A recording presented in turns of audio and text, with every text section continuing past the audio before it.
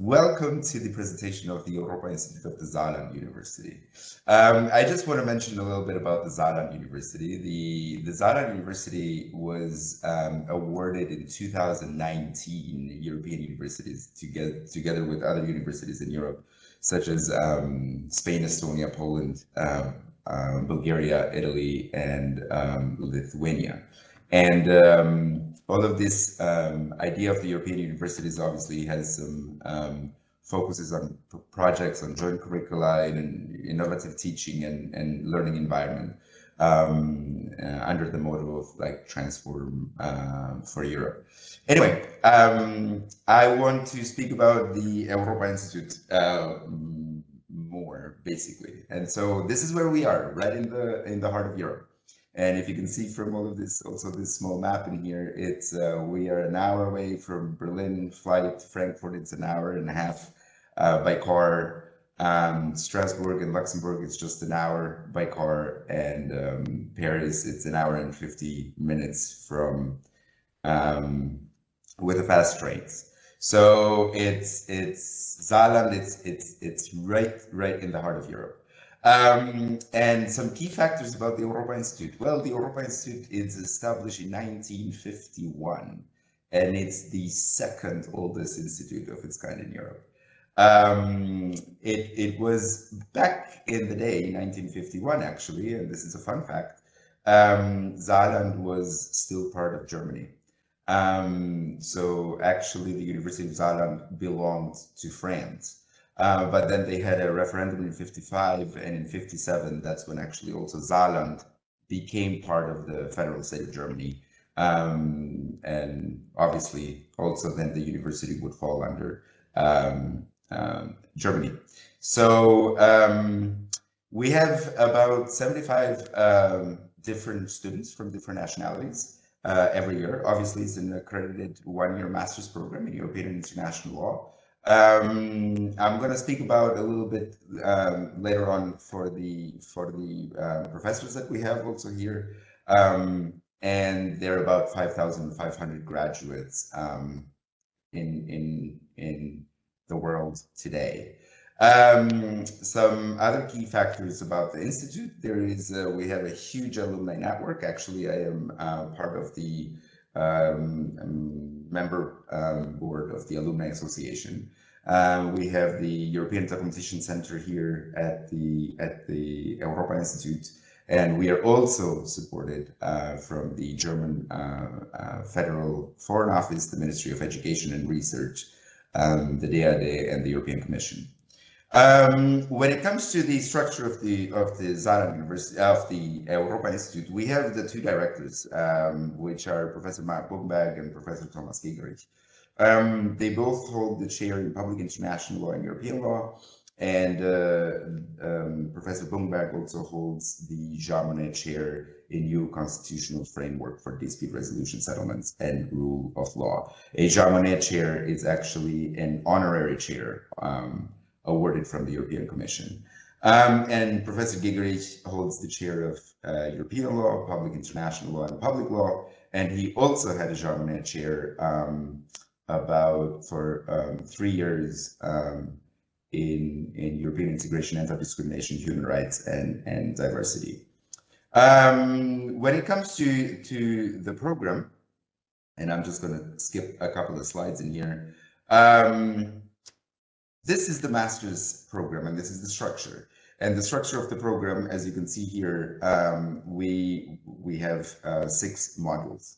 The basic model, the European integration model, it's the model that everybody is required to take. And you will have to take basically 3 classes there, which would be European integration, public international law, and internal market. Apart from the other models that we have in here, you can combine up to 2 to get a specialization. So we have the European economic law, foreign trade and investment, international dispute resolution, European and international protection of human rights, and IT law. I want to take it for a moment in here and draw your attention to the IT law. The IT law, it's as of, again, next year, it will probably only be offered in German and not in English. For the rest of the modules, they are all done also fully in English. And what does it really mean when we're talking about the specializations? Basically, after you have successfully collected all your credit points that you need from the classes, this one here, you will need 45 credit points from the classes and then 15 credit points for the master thesis. And in total, then you will have the 60 credit points that you need to be awarded the LL.M. And basically, when the diploma is printed, it will say, awarded Masters of Law in European and International Law.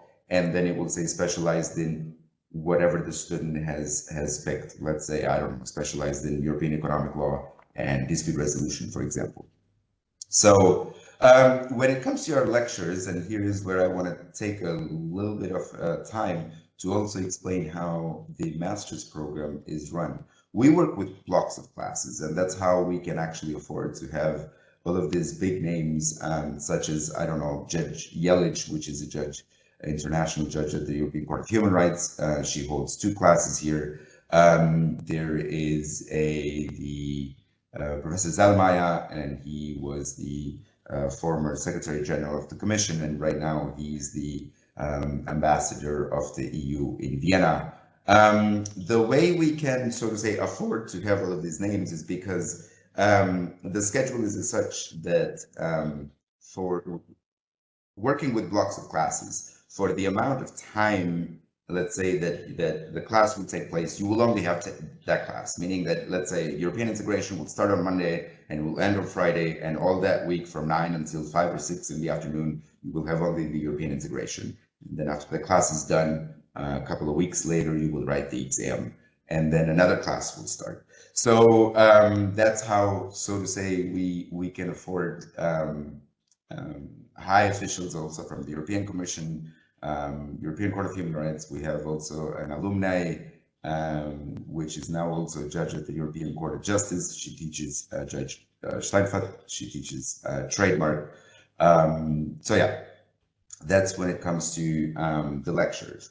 When it comes to, at the end of the day, what you will get from 1 year studying at the Europa-Institut, you will get all of these soft skills training, so to say, starting from communication training, language courses, intercultural training, negotiation and advocacy training, to research training, seminars and colloquia, academic research. Then we have also the practice-oriented offers such as Eurosim, Vismut, case studies, preparation for the job market at the end of the day. And we do also like application workshops and how to work in Germany and in the EU.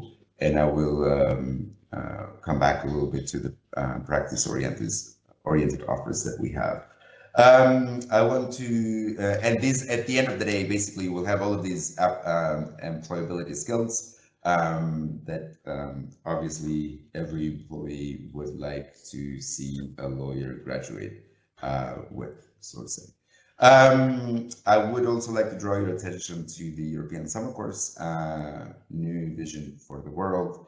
They will take part at the Europäische Akademie Ottenhausen from the 24th of July to the 2nd of August 2023. And there is also scholarships available. During this time that we organize the European Summer Course, we take trips to Luxembourg, visiting the Court of Justice, Strasbourg, the European Court of Human Rights, and then you will also come and visit the Europa-Institut in Saarbrücken, and we also take the students in Trier, which is one of the oldest cities, about an hour away from Saarbrücken, right in the border with Luxembourg. We also are very proud, as I mentioned before, for the Alumni Association. The Alumni Association was founded in 1996. It has over 700 international members all over. We do organize some events for the students, being those, I don't know, summer parties or regular meetup events, either in Brussels or in Luxembourg. and also in Berlin. These are some of the statements from our alumni. This guy here, this is Professor Dr. Pascal Hector. Actually, he is an alumni of the Europa-Institut. He is a professor at the Europa-Institut, and he's also the German ambassador in Copenhagen. And then I mentioned that I wanted to mention also the moots and the simulation. So as we go here, we also are part of, we offer Eurosim. We are part of a consortium, which is called Transatlantic Consortium in European Studies and Simulation.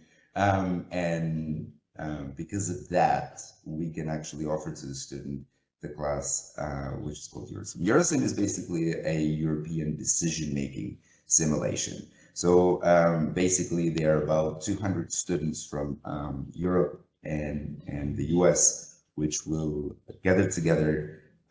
They will be given an actual role. So you are either playing the German chancellor or the French president or I don't know, the Spanish finance minister, and you will have to negotiate and pass a legislation. Sometimes it passes, sometimes it doesn't pass. The class 1 year takes part in the US, so we take the students to the US, and the other year will take part in Europe. So this year we took the students in UK, and next year is going to be in New York. So it's, I actually, back when I studied, because I also did the LL.M at the Europa-Institut back in 2014-15, and that year it was in the US, and I was supposed to play a Eurosceptic from the UK. UK was still part of the Union back then. So it's a lot of fun. It was a beautiful class, to be honest with you. Then we have also the Vismoot and the FDI moot court, and then also what we call the German moot court. The German moot court takes part at the European Court of Justice. This picture right here in the middle, it's where the students actually get invited from 2 of the judges that are also former alumni of the Europa-Institut. We have lunch at the court, and after that, the students are taken in the back rooms, dressed up properly, and then the simulation take part. And then we also have the FDI. The FDI this year is going to take part in India. So the students, whoever is participating in the FDI moot court, they will be traveling a little bit around Europe, and then the final simulation will be take part, I think, in November in India.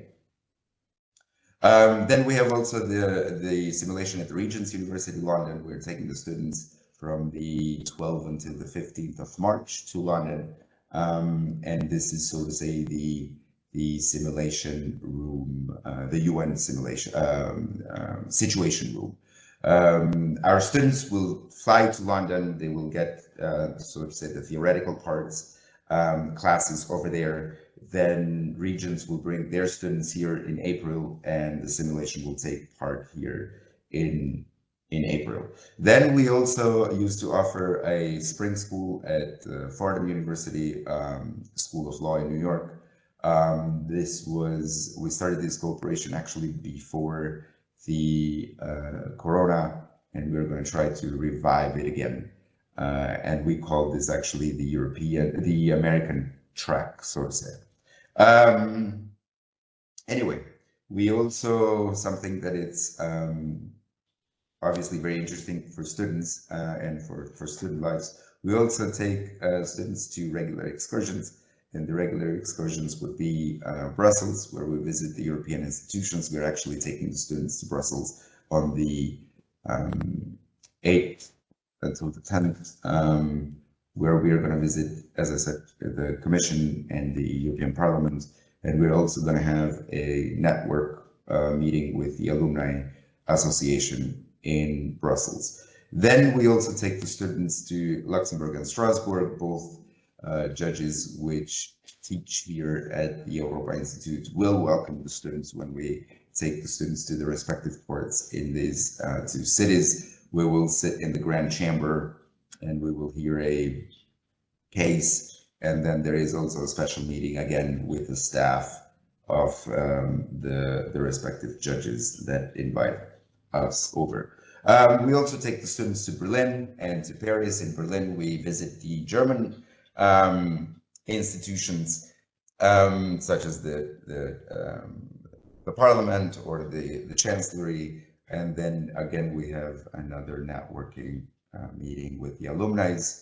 And then Professor Weber, which actually is teaching his class in international commercial arbitration, holds his seminar at the ICC in Paris. So basically, whoever is interested in dispute resolution and wants to write the seminar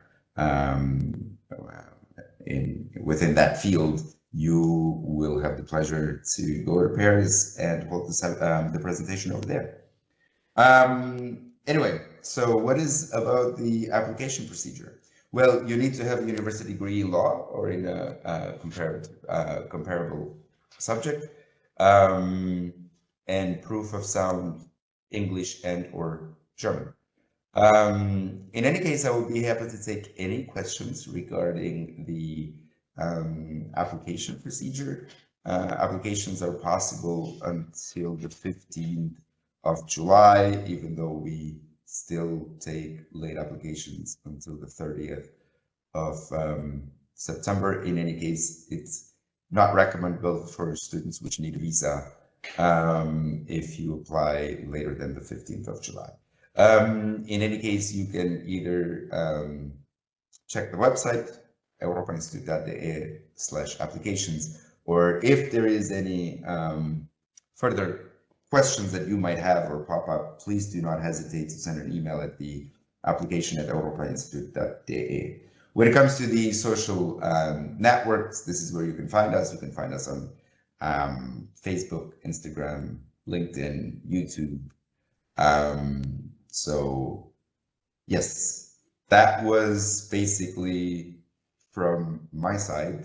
I tried to keep it as short as possible, and I will just stop the share screening right now, and I will be happy to take any questions that you might have. Okay, so Reggie, thank you so much for introducing your program to us. I think it should be a program very interesting to Taiwanese students. So please, if you have any questions, just use the chat and write down your question. I'm going to read it out. If you don't want to use English, Chinese is fine as well. I will translate, no problem. Okay, but first, Reggie, I would like to ask you a question. You are truly very, very international program. Can you tell me something about the student body you are teaching? How many percent will be German students? Where do your students come from? In principle, let's start also with the Saarland University. The Saarland University has a lot of international students. And then if you zoom in even more into the Europa-Institut, because it's a international law school, let's say we would have about 10% of the students would be German, and then the rest of the students are international. We roughly have about 75 students per year, but it goes even up to 100 every year. This year, there are 30 different nationalities. I've been working for the Institute for almost 6 years. So since I've been working here, the record breaking was 43 different nationalities. The record breaking for the history of the Institute is 47 different nationalities. So this is a little bit UN, so to say.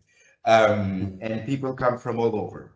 And actually it was interesting and somewhat also difficult during the Corona time, because when the classes would take part, when we would open the Zoom calls, and obviously everybody was in a lockdown, we would say, good morning, and then good evening to people, because we had people, from Japan to China to India, from Europe, and also students from, I don't know, Brazil or Chile or the US. So it's, when it comes to the international students, we are very, very very international group.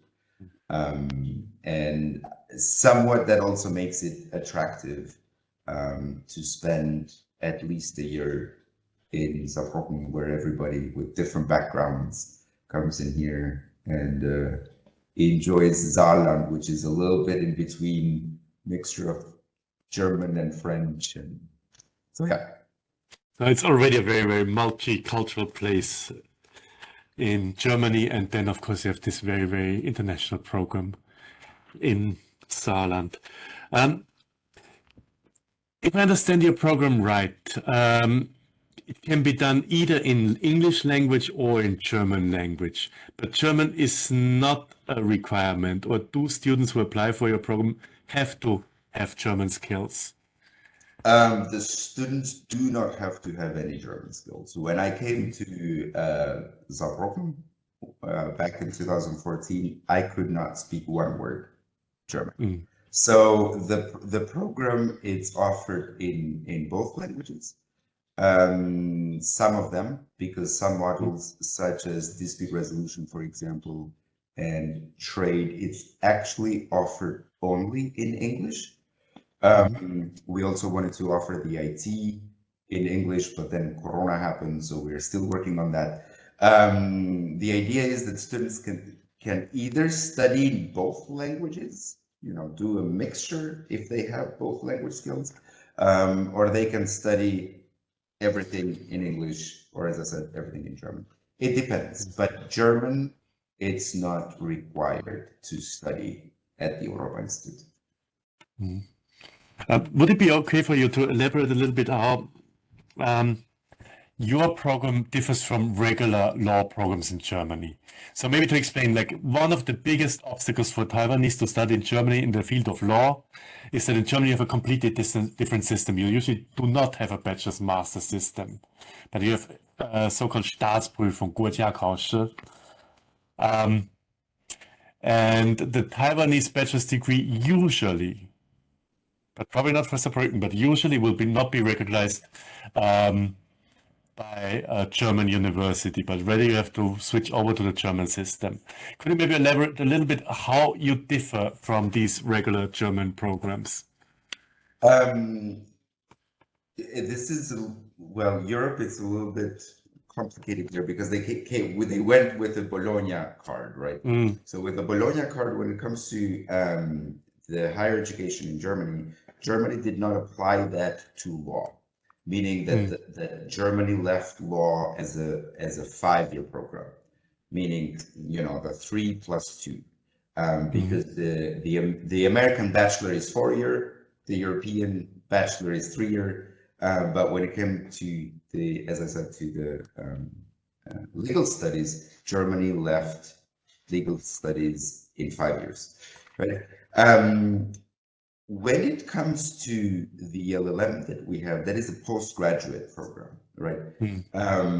You will have to have at least what is called a bachelor degree, the 4-year program, so to say, to be eligible for the LL.M at the Europa-Institut. The thing is, and this students should keep in mind, because also the legal field, it is like that. And I will take myself as an example here. Even though you might be a certified lawyer in your home country, if you're not an EU citizen, you can actually not practice law in Germany, because only under the European regulation on recognition of qualifications, you can actually be recognized as a lawyer also in Germany. That does not mean that you cannot work for a law firm. You can work for a law firm. You can work for an international organization or institution, but representing the client in front of the court without the bar exam would not be possible. So in any case, everybody should keep that in mind, that without the bar exam, you cannot practice law, so to say, in the country in which you're not having the bar exam. If you're not admitted to the bar, you cannot go in front of the judge. Sure, sure. What I think makes your program attractive to Taiwanese students is we do actually have many Taiwanese students who are requesting on master programs in legal studies in Germany. And as I said, usually it's not possible. Most Taiwanese who study law in Germany do that on the PhD level because there the regulation is different. Research work can be done in Germany without bigger problems based on your master education in Germany. So the big difference is of your program is that you are actually accepting students who did their bachelor's in their own country. And the other thing is also of course, the language, because most Taiwanese naturally do not speak German on C1 or C2 level. And usually law departments, legal departments in Germany are requiring very, very high language levels in German. So it's a very rare opportunity to have an English taught program. But then I believe it must be also quite application to your institution might be quite difficult. I suppose you have applicants from all over the world. Can you give us any tips, any recommendations on how to successfully apply for that program? What are the pitfalls? What are the problems or the common mistakes you see amongst application? How can a student successfully apply for such a relatively competitive program? Usually students get a little bit confused. I have seen, particularly with programs that are very known programs. We are categorized as top 10 LL.M in European and International Law in Europe as an LL.M program. And sometimes students they think that having the best grades will actually get you a place in a program as such. The idea is that particularly when it comes to applications, the application committee would like to see the whole application, so to say, and not only the grades. Just because you have the grades does not mean that you will get a seat in the table. So the idea would be that we are looking for students that have had or are willing to have, go out of the comfort zone. We also live in, obviously, the world as it is right now in a globalized world. So in this sense, they will have to have a really good recommendation letter, have a good motivation letter, and obviously have also all the documents which are required on the website, such as the transcript of grades, the proof of language certificate, and also certified copies of the diplomas. But again, they have to look at it as a whole application instead of just one element. The components should be all taken into consideration for you to be offered a seat on the table, so to say. When it comes to what we have seen lately, when it comes to particularly Asian students, it looks to me like there is more and more interest for the Asian students, particularly for what we call Module 3. And Module 3 would be the module in foreign trade and investments. Somewhat, you guys over there have some really strong bases of either direct investment or trade. And because of the European Union and Germany, the trade that we have both with one another, this is usually where the students which are coming from Asia are focusing on. But there would be also students that are also focused in dispute resolution, obviously. So, yeah. What about working experience? Would that be an add-on if the students, the applicants already have working experience in their curriculum vitae? Definitely, absolutely. Because also, as you can see, and you mentioned it before, we are a university, right? So we are not a university of applied science. That means that as a university, we do teach also theory, or you have to teach theory at the university, so to say. But the program that we have here, it's a mixture of, so to say, the theoretical classes, so the normal lectures that you sit and you listen to constitutional law for whatever, but then you would also have the practical courses, which are the case studies, for example, or the moot courts. And these are the ones which are taught from working professionals. So obviously, if a student also does have some practical experience, would make it much easier for them here because of this mixture that we have between theoretical and practical courses. And we do actually have majority of the students that we get from Asia actually already have experience, or they are either sent from institutions or from their law firms to, so to say, specialize more in, I don't know, European economic law, for example. Okay. Thank you very much for your elaborate answers. I see that our participants are all patiently listening, but unfortunately, there's no questions from our participants' side. Anything, Reggie, you would like to further hand over to, or any further information you would hand out to our participants? I'm just gonna, I'm gonna share basically my experience. My experience as a student at the Institute, to be honest with you, was, and not because I studied here and I worked here, but it really was like this. It's a year which is, you go through sort of like a gravity wave. You go through like a stretch and compress. But at the end of the day, you get an amazing experience because you get to know so much more about your own self.